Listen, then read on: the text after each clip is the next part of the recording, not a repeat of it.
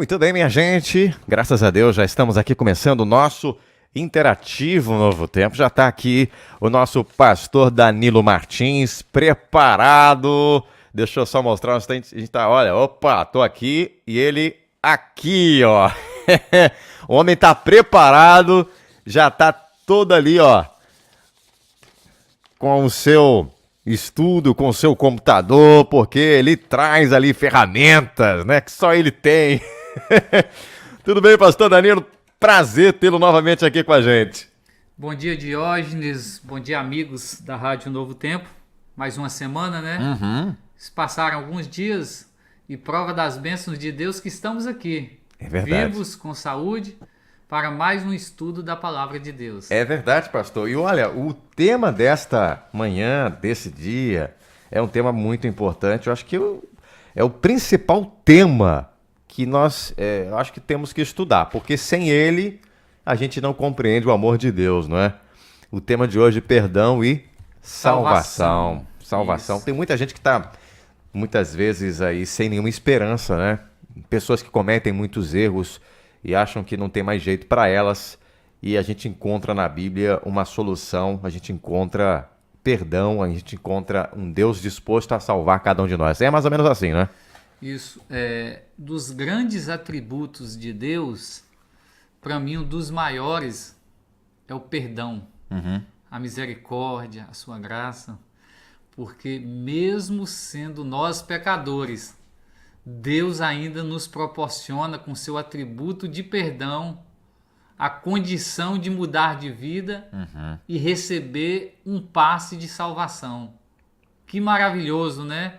O ser humano, ele não consegue atribuir a outra pessoa muitas vezes o perdão. Existe até uma frase popular que alguns dizem assim: eu perdoo, mas não esqueço. Se você perdoa e não esquece, então não é perdão, né? Então nós temos que entender isso, que o perdão de Deus, ele é incondicional. Ele não condiciona a uma atitude sua, mas sim a graça dele é o bastante para nos dar o perdão. A gente até pode não esquecer da ofensa do outro, mas essa ofensa já não tem tanta importância, né, pastor? A gente se lembra das marcas, né? O senhor com certeza me parece que foi muito peralta assim na infância. Talvez não, mas pode ter sido uma criança que fez alguma arte em algum momento. E você pode ter alguma marca, alguma cicatriz da sua infância, alguma arte que você fez. Porém, aquela marca ali não dói mais. Você se lembra das coisas, mas elas não têm tanta importância. É mais ou menos assim, né? Você falando isso me remete ao passado. Eu tenho uma cicatriz Olha, no meu joelho. Sim. Que quando eu tinha 7 anos, eu lembro que na minha cidade no interior, a minha avó, eu convivi a maior parte da minha vida com minha avó. Sim. E minha avó falou comigo: meu filho, não vai sair não, que tá escuro. E juntou um grupo de garotos, interior, todo mundo foi para a praça da cidade, no ponto central. Cidade pequena, 15 mil habitantes. Sim. E lá eu correndo, caí, machuquei. Relei meu joelho, levei alguns pontos e ainda levei uma bronca da minha avó. Te avisei. E anos se passaram. Hoje, de vez em quando eu passo a mão assim, eu vejo a cicatriz e sinto-a. Mas eu lembro da época da queda, ela foi curada, foi sarada, ficou a marca, mas não dói e não influencia em nada. Assim, né? É quando nós pecamos, nós erramos, cai, sangra, dói, aí vem um médico, né? Começa a fazer o devido tratamento. O tempo passa porque as feridas, né, pode deixar marcas. Mas quando aquela ferida é sarada, o perdão de Deus, a cura de Deus, você olha para ela, ela não influencia mais, não te causa dor, e quando você lembra que aconteceu, mas aquilo não te remete à situação atual para te causar uma dor, porque já foi curado. É verdade. Vamos à Bíblia, né? Isso. Vamos pegar aqui os textos da Bíblia. Um texto aqui interessante está em 1 Timóteo 1,15 e responde uma pergunta, né? Qual é o principal aí objetivo? Qual seria aí a... Vamos aqui abrir, né? Assim, voltando aqui, vamos dar início aqui à Bíblia. Eu acho interessante a história de Davi. Ah, é? Se você for ver a história de Davi, Davi foi uma pessoa que pecou.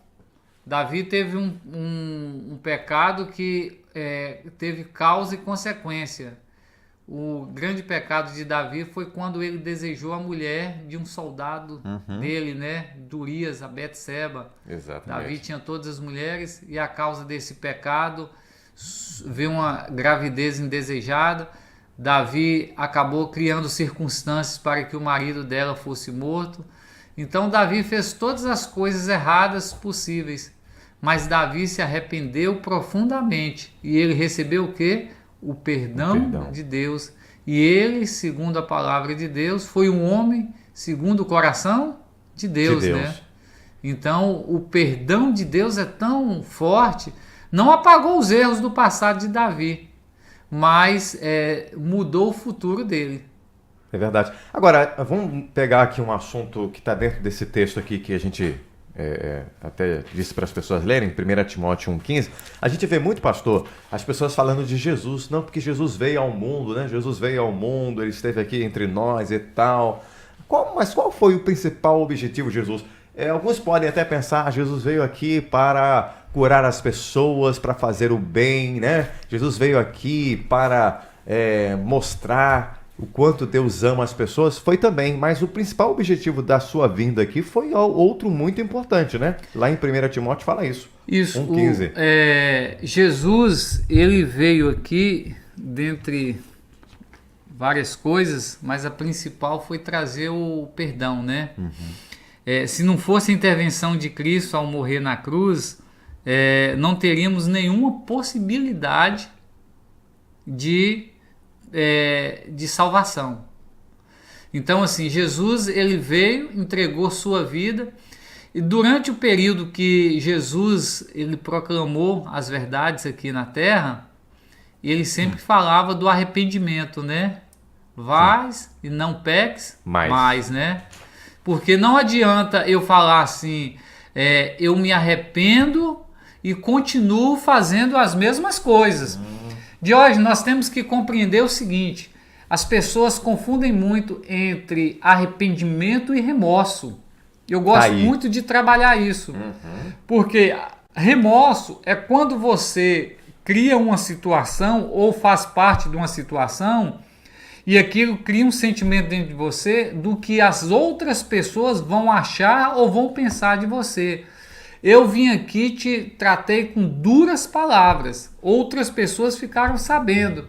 E aí eu vou falar assim, poxa, o que os outros vão pensar de mim? E agora, a minha imagem, né? Eu tenho que ir lá conversar com Diógenes. Isso aí é um remorso das consequências. O perdão já é diferente. Eu te causei algo. Poxa, Diógenes não merecia isso. Uma pessoa cristã, um bom pai de família, um homem honesto, íntegro. Eu fiz errado. Não era direito meu de agir assim com Diógenes. Eu vou lá pedir perdão. Então as pessoas têm que compreender quando você está realmente arrependido ou quando você está com remorso. E diante de Deus, ele conhece todos os sentimentos. Se eu estou com remorso, se eu estou arrependido de algo que eu fiz. Entendi. Tem uma diferença então, né? Quem está com remorso está mais preocupado com as consequências do seu erro, tal, mas não está disposto a reconhecer o seu erro e nem disposto a mudar, né? Isso. Tá, e vamos lá para a outra pergunta aqui que também está no guia de estudos, né? Verdade e Vida. E de que forma Deus Pai, demonstrou seu amor pelos pecadores? O Deus Pai é a maior demonstração de amor por nós. Eu falo pecadores, que eu me incluo, nós somos pecadores, né? Sim. A palavra de Deus fala que não há um justo sequer, o único que veio a essa terra foi Jesus Cristo, né? Todos nós, de alguma maneira, nós temos alguma mácula do pecado, né? Ou no passado, ou pecamos. Só de dizer que já não é um pecador que não está pecando, você já está pecando, né? Mas a maior demonstração de amor foi quando Deus deu seu próprio Filho, seu único Filho, unigênito, para que todo que nele crê ou cresce não perecesse, mas tivesse o quê? A vida vida eterna. Eu não sei, eu sou pai. Eu te digo com toda sinceridade, talvez alguém pode olhar assim, mas um pastor falar isso, eu não sei se na minha forma humana eu daria o meu único filho por alguém. Porque eu tenho um sentimento humano, eu tenho um amor assim que eu não sei a profundidade. É diferente o amor de pai, você ter por um filho, ter pela esposa, por um irmão, né? Por outra pessoa. E Deus não pensou, ele assim, o amor dele por nós foi profundo demais. Imagina dar o seu único filho, mesmo sendo Jesus, para que viesse a esse mundo de pecado e morresse por nós transgressores. Então foi a maior forma de amor que Deus demonstrou para a gente, dentro de tantas, né? A Bíblia fala, né? Deus amou o mundo de tal maneira, né? João nem encontrou palavras para poder descrever esse amor.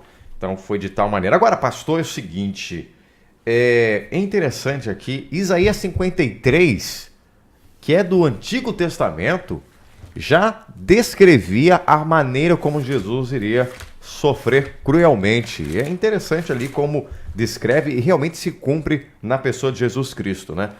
Não tem dúvidas quando a gente olha para esse texto aqui de Isaías 53, 4, 5 e 6, e não tem como a gente não linkar com a pessoa de Jesus Cristo. O que diz lá? Vamos ler aqui o que diz Isaías 53, verso 4. Certamente ele tomou sobre si as nossas enfermidades, as nossas doenças, os nossos males, né?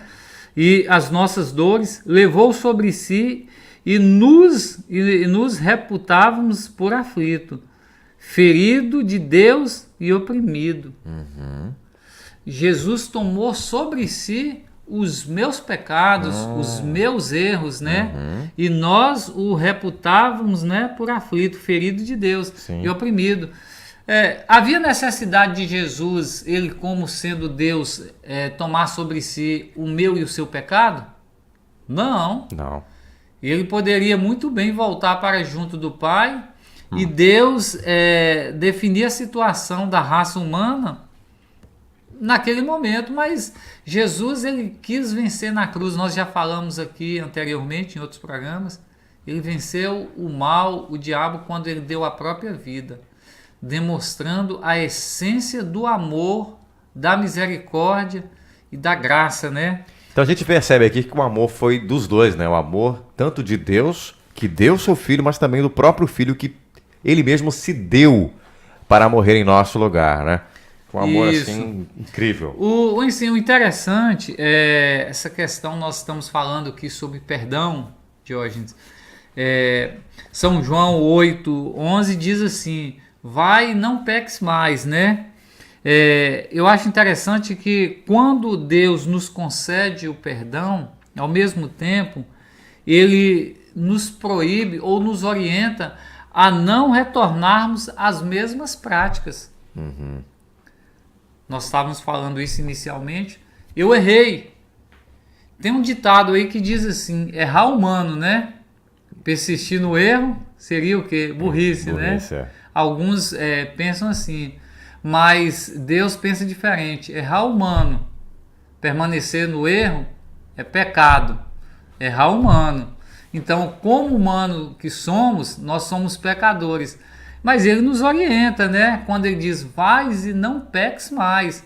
Porque ele sabe que se eu me arrepender e tornar a pecar, eu não vou conseguir receber o passaporte da salvação. Agora, pastor, eu tenho que falar que há muita confusão hoje nas ideias que se apresentam em algumas igrejas, como se, uma vez que Jesus morreu, tá tudo pronto, tá tudo legal, né? Mas a gente vê que não bastou Jesus morrer. Ele morreu, mas só tem validade para aquele que se arrepende, para aquele que aceita a sua morte, né, a sua substituição, porque quem tinha que morrer, no caso, éramos nós pecadores, né? Não era Jesus, como o senhor falou aí. Jesus não precisava morrer por ninguém, porque ele não tinha pecado, nem pecou. Mas uma vez que ele morreu na cruz e nós o aceitamos como nosso Salvador, como nosso substituto, nós temos que andar em novidade de vida. E isso está dentro do que o senhor falou aí. Atos 13:9 diz assim: arrependei-vos, pois, e convertei-vos, para que sejam apagados os vossos pecados. Então, não basta apenas Jesus morrer, eu preciso me arrepender e me converter. Mas essa conversão a gente sabe que é o Espírito Santo quem realiza. Não só Jesus morreu por nós, mas ele enviou o Consolador para mudar a nossa mente, que a nossa mente é poluída, é suja, os nossos atos são também ruins. Então ele vem e transforma a gente por completo. É mais ou menos assim, né? O erro mais comum no meio do cristianismo, em partes, é imaginar que o perdão ou a graça concedida por Deus anula a obediência à lei de Deus.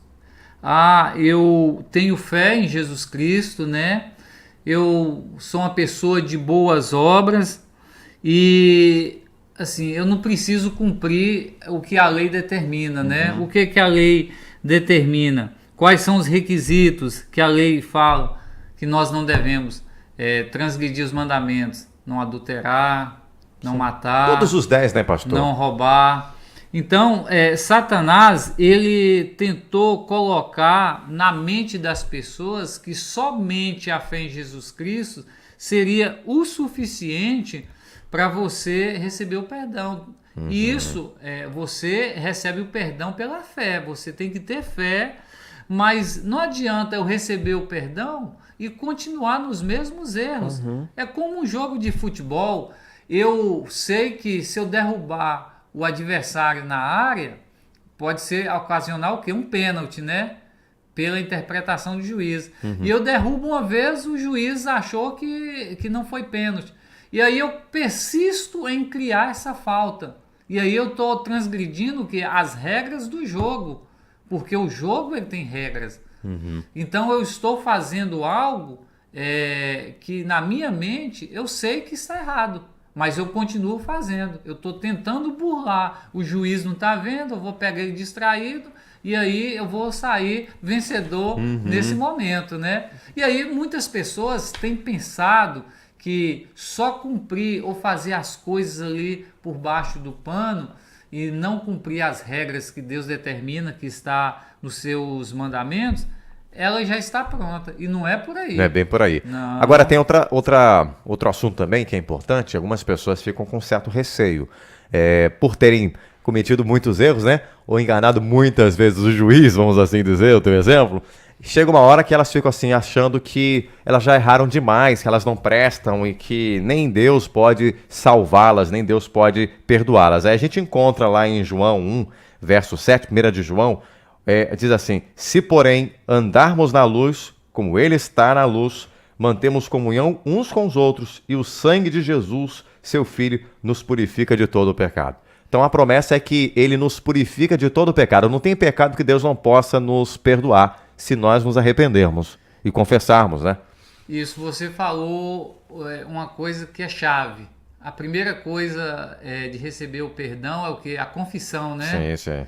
Mas não a confissão para homens, né? Sentar ali num quartinho isolado e confessar sua vida pregressa, né, de pecado para um determinado homem que é pecador tanto quanto você, né? Mas sim diante de Deus. E aí as pessoas perguntam, mas como eu vou confessar meus pecados? O que direi eu para Deus? Nós devemos abrir as janelas da alma, abrir nosso coração, falar, fazer uma declaração de amor. Senhor Deus, eu errei, eu fiz isso, eu fiz aquilo. Humanamente falando, eu não tenho nenhum desejo de estar aqui, mas eu ainda acredito na sua misericórdia, na sua graça, e diante de ti estou confessando os meus pecados. Eu gostaria de não pecar mais, mas se o Senhor não interceder por mim, não me perdoar e não me ajudar, eu continuarei pecando. Aí Deus vai aceitar a minha confissão e Ele vai me fortalecer para que eu não possa vir pecar mais, entendeu? Vais e não peques mais. Eu já li que quando a gente sente vontade, quando a gente acha que não deve orar, aí que a gente tem que orar, né? Eu acho que quando a gente comete um pecado, a gente se sente até, pastor, me desculpa a expressão, a gente se sente um hipócrita, né? Muitas pessoas se sentem hipócritas. Eu não vou pedir para Deus agora perdão e tal. Mas é nessa hora que a gente tem que se ajoelhar e pedir a Deus ajuda para que Ele nos convença do nosso pecado e nos dê essa vontade de abandonar o pecado. Agora, suponhamos que alguém tenha feito como o senhor fez aí, como o senhor sugeriu, pediu a Deus e, por um descuido, ou sei lá, ela pecou novamente, errou. Que promessa nós encontramos em 1 de João 2, verso 1, para essa pessoa que pecou não uma, nem duas, nem três, mas várias vezes, foi errando, e chega uma hora e fala assim, puxa, não tem mais jeito, porque eu vivo errando no mesmo erro, cometendo o mesmo pecado, já pedi para Deus e tal. Que promessa nós encontramos lá em João 2, verso 1? Ô, Diógenes, eu vou usar a primícia humana, né? Assim, nesse momento, que diz assim, o cair é do homem, mas o levantar é de quem? De Deus. De Deus, né? Por mais que nós venhamos errar, que nós venhamos pecar, Deus ele vai sempre erguer a sua mão para conosco. Ele vai sempre estender sua mão. Agora, existe a diferença entre o pecador e o pecadeiro. Você está assistindo muito na mira da verdade, hein? Isso. O pecador é aquele, você, aqueles que cometem o pecado e que profundamente se arrepende e levanta ou ergue sua mão diante de Deus e busca a misericórdia e a graça dele. O pecadeiro é aquele que erra, pede perdão e se torna um hábito, um vício na vida dele. É como se fosse um alcoólatra. Como diz aí, é como se fosse uma cachaça, né? Ele toma todo o tempo. Ele pecar e errar para ele é coisa costumaz. Mas aqui tem até um trecho que eu acho interessante que diz assim, ó: a graça e a fé não são permissões para negligenciar a lei de Deus, mas frequentemente são citados como pretexto para justificar pecados cometidos conscientemente contra ela.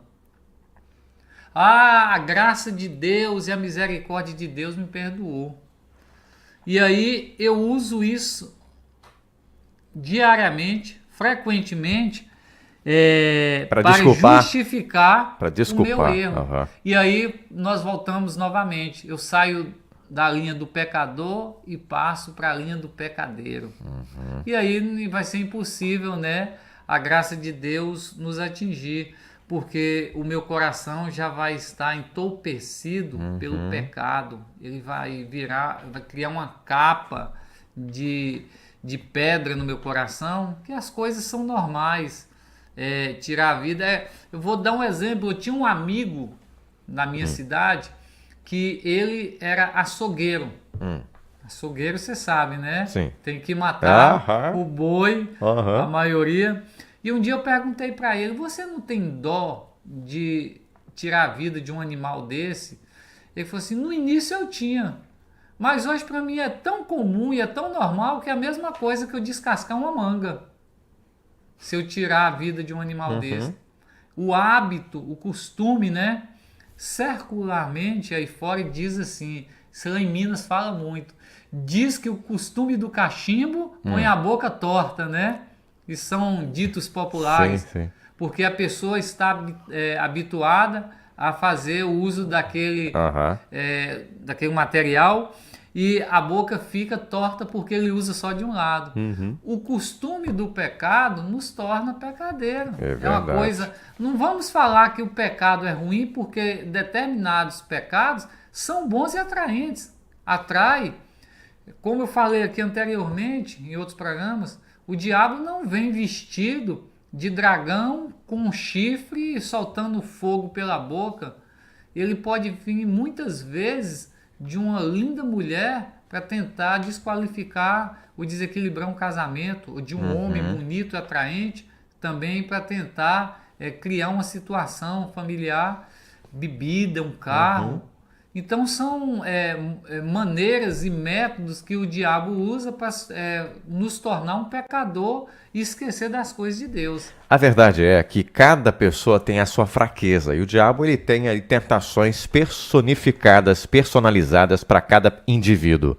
Agora você tem que ter sabedoria de Deus para saber onde você tem fraqueza e tenta fugir, né? Se você tem fraqueza você que é homem, tem fraqueza com questão Muitos homens na Bíblia caíram por questões aí de descuido com mulheres, né? Se você tem essa fraqueza, então você fuja disso aí. Se a sua fraqueza é a sua intemperança, fuja da intemperança. Se a sua fraqueza é outra questão, você tem que se atentar. Agora, você não pode se colocar nas mãos do inimigo. Quem vai a Satanás vai cair em pecado.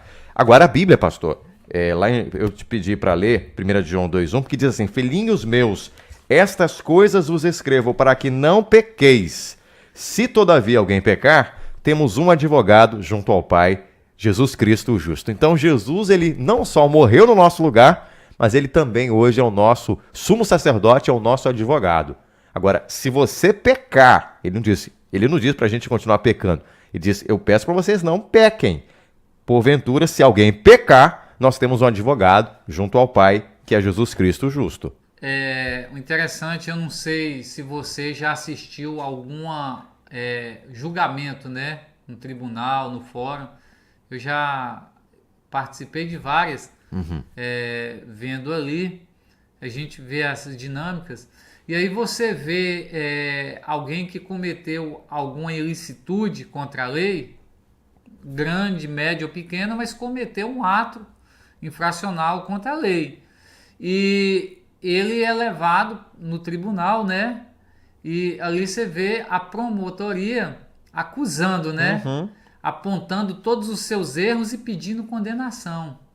E, ao mesmo tempo, você vê o advogado de defesa justificando o erro, na maioria das vezes reconhecendo o erro do seu cliente, mas tentando provar para o juiz que o cliente, ele se arrependeu, ele fez de forma inconsciente, ou que ele merece uma segunda chance. E o juiz, ele fica ali ouvindo acusação e defesa, né? Até que ele dá o veredito. E no caso, o acusado, ele fica ali só ouvindo, né? Porque a acusação muitas vezes é forte. É forte. E assim acontece com a gente, porque o diabo está todo o tempo, né? Ele tá anotando tudo que a gente faz de errado, né? Tudo. Ele está ao tempo todo nos acusando. Ou criando armadilhas para nos acusar. Exatamente. Como você falou, o inimigo, ele não trabalha naquele ponto forte seu. É como numa guerra. Se você vai lutar, você vai procurar os pontos fracos do seu inimigo ali para você bombardear e ganhar ou a guerra ou aquela batalha. O diabo faz desse jeito. Se a minha fraqueza é bebida, ele não vai trabalhar com mulher. Se a minha fraqueza é o sexo oposto, ele não vai trabalhar com dinheiro, ele vai trabalhar com aquilo.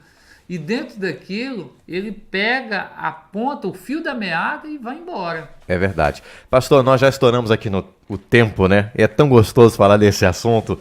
Eu teria aqui muito mais perguntas para te fazer, porque eu gosto desse tema, mas eu acho que a gente pode terminar por hoje e já anunciar o tema da próxima semana. Isso. Que vai ser demais. Falamos da primeira vinda de Jesus aqui, ele veio morrer por nós, e agora na semana que vem vamos falar sobre a volta de Jesus, a volta de Jesus. A volta de Jesus. É tão bom quando você espera ou aguarda por alguém, né? Eu lembro que no ano passado, quando eu estava no período da minha formatura, no seminário, e havia 4 anos que eu não via minha mãe. Sempre falando por WhatsApp, redes sociais, mas não tinha o convívio ali estar com ela. E nos dias que antecederam a chegada dela aqui, eu ficava ansioso. Eu ficava esperando, né? E no dia de buscá-la no aeroporto, lá toda a família vibrava. Minha filha pequena, meu filho, minha esposa, foi todo mundo para o aeroporto buscar, né? Nós fomos lá buscar a minha mãe. E você, enquanto o avião não chegava, a gente ficava ansioso aguardando. Sabia que ela vinha, mas ainda não tinha visto. Assim vai ser a volta de Amém. Jesus, né? Pastor, nosso tempo realmente esgotou. Eu vou pedir para o senhor terminar fazendo uma breve oração para a gente poder encerrar por hoje. Certo. Bom Deus, nosso Pai, te agradecemos porque o Senhor é misericordioso, bondoso, amável e todo o tempo o Senhor sempre nos dá oportunidade de arrependimento. Aqui Amém, nos Senhor. entregamos a Ti, colocamos nossos corações pecadores e humanos sobre Teu altar, e que o Senhor, como nosso justo juiz, ó Deus, e Cristo, como nosso justo advogado, possa nos dar a sentença de salvação. Amém. Que, mesmo quando pecarmos, o Senhor possa ser amoroso bastante para nos perdoar. Amém. Aceite a nossa oração, atinge os corações que nesse momento nos escutam, trabalhe na vida de cada um individualmente, segundo a Tua vontade. Nós pedimos pelo amor e pelo sangue que Cristo derramou por nós pecadores na cruz. Amém. Amém. Até semana que vem. Valeu. Foi bom demais. Interativo Novo Tempo.